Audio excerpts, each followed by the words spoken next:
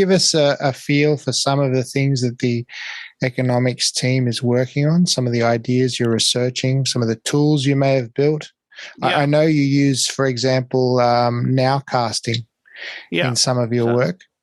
So Nowcasting is a kind of specific term about an approach, an econometric approach, which has come out of new developments in the last 20 years in econometrics, which enable us to take very large amounts of data with different durations and different endpoints and produce a single estimate of whatever it is that you're seeking to estimate. So, for example, global economic activity.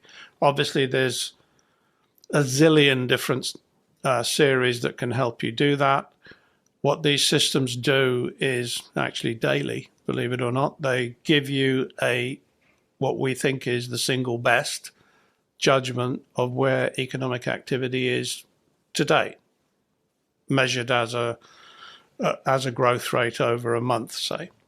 And we couldn't really do that some years ago. So one of the issues that we always had some years ago was to try to understand what the starting point was for the forecast. So, even before we made a forecast, we had to argue for weeks on what is today's state of play. And then the forecast would just reflect that, really, actually. So now we've tried to get that part better insofar as we can. I think we've moved away from the sort of big macro modeling that is done by the IMF and, the Fed with very large econometric models, because we haven't found that very useful.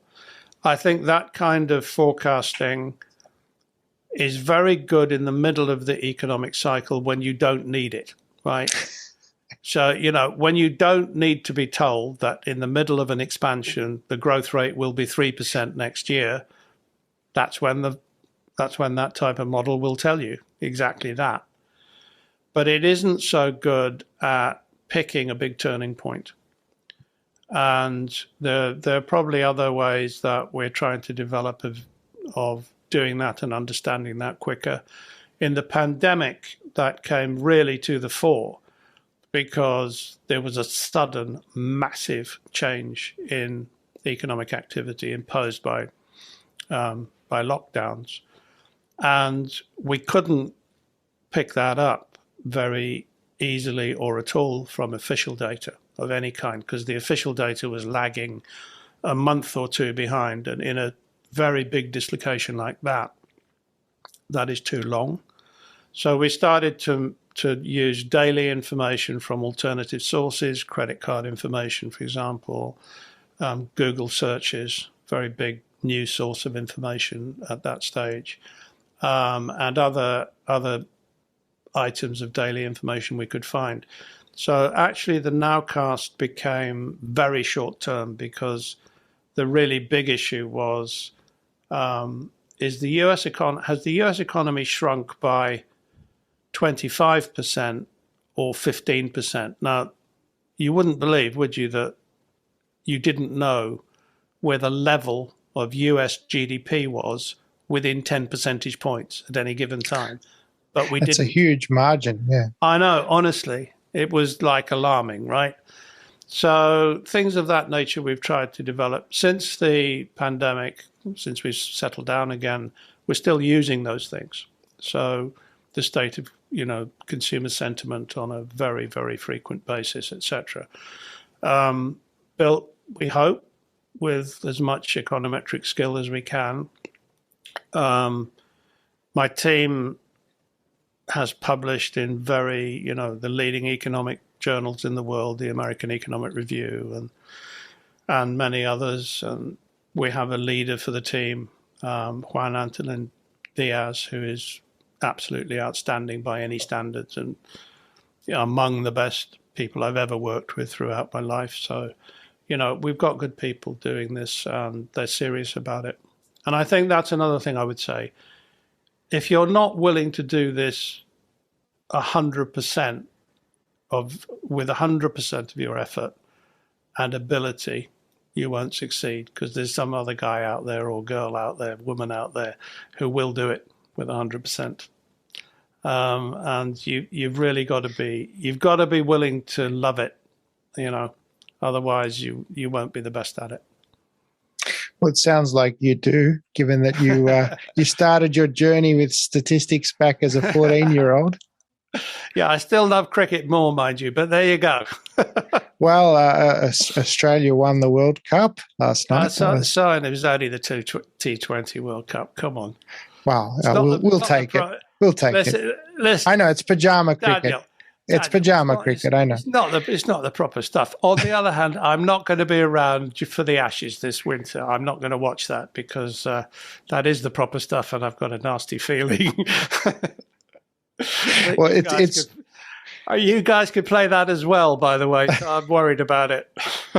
It's good that maybe we can use some cricket analogies, because usually when you hear American investors, it's all baseball and fat pitches and hitting over the plate. And I have no idea what they're talking about. No idea at all. We can talk cricket. Yeah, exactly. Very good. So, coming back to Fulcrum, I was thinking when you were talking about the nowcasting and some of the things that you're working on, they're obviously very data intensive. They probably have like a machine learning angle to them. Does that mean that the proverbial 3 men and a Bloomberg just can't make money anymore? Is it now at a point where you need to have this industrial scale tech machinery behind you? I think you need the tech. There was a period there where the PC on your desk was really pretty good, actually, and there definitely was a period where you could build a macro model of quite a big economy like the US on your desk relatively easily. I think the data intensity of it has gone up now, so it's harder to do that. And my econometricians think that a weapon in their favor is the IT department that enables them to estimate things more quickly, because believe it or not, it can take a day or two to estimate the results of some of these models. Well, you can't tell the market to freeze while you're deciding whether the non-farm payroll was good or bad, right? The market is not going to listen if you say, please stop, while my model chunters in the background. So they do think that it's important, and it's becoming more important. And I certainly think for systematic methods of managing money, the IT backing and the computer backing you've got, and the ability to work in the cloud, has become a lot more significant. So it is tending, I think, to favor bigger entities that can afford that degree of technology, actually.